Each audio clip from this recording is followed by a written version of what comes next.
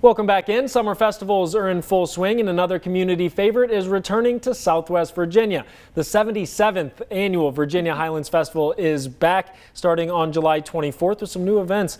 And here to talk about those details is Deirdre Cole. Yes. Thank you so much for joining me today. So, back for the 77th year. Is there any pressure when there's this long standing of a festival to keep showing up for the people? Absolutely, because you want to evolve and improve from year to year. And so, you know, we hear a lot, you know, the festival doesn't look like what it used to, but it actually is bigger than it used to be. So it won't fit in one area of town like it might have in yesteryear. Absolutely. So, and just talk about, because I would imagine that how wide spanning it is kind of brings its own challenges in with it as well. Kind of talk about bringing all of Southwest Virginia together as opposed to maybe when it was just in Abingdon. Right. Well, I think that actually the one thing is this magazine, the Highlander magazine. The end all be all, right? The end all be all. And this is a 108-page magazine. We print 30,000 of them. They are all over the Tri-Cities and beyond, North Carolina up into Virginia. And we also, you know, our website will give you everything that you need as well. Right, and 108 pages. I mean, I think that goes to show just kind of how extensive the festival is. Over 200 events, over 10 different program areas. Just talk about some of the new events that people might be experiencing for the first time this year. Okay, well, you know, last year we brought back our hot air balloons, but this year is bigger than it was last year. We are partnering with the Abingdon Police Department with National Night Out. So it's like a back to school bash meets National Night Out.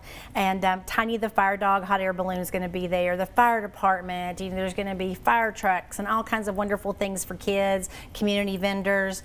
Also new this year is the 18th Century Market and Fair, which is a nod to our 250th in this country, which it's an immersive.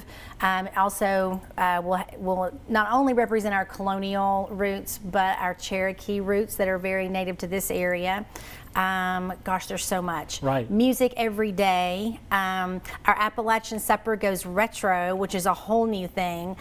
So we actually moved that to the Higher Education Center. So it is actually woven into our Antiques and Vintage show. So if you come to that event, you actually get an early bird sneak into the antique show, and we're adding retro this year. Oh, fantastic. So again, there's just so much going on. Make sure we have all the information, all the different events over on our website as well. Yes. But just talk to me a little bit about kind of bringing this to Southwest Virginia again, and then just the importance of these kind of festivals for the area. Well, when you, and I, you know, I'm embarrassed to say that I didn't know as much about our history in Southwest Virginia as I do now, just by happen, like I had to with my job, and I felt ashamed of myself, but at the same time I'm so inspired.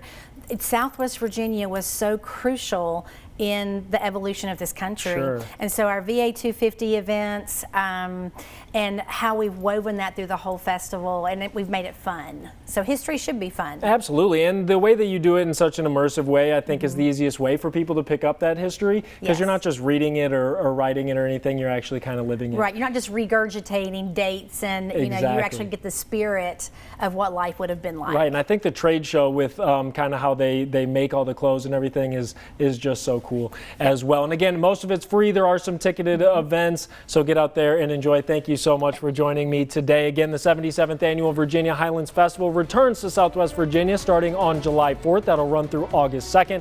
Again, over 200 events planned, something for everybody. Festival is free to attend. There are some ticketed events, so go check out all that information over on our website, WJHL.com. We'll be right back.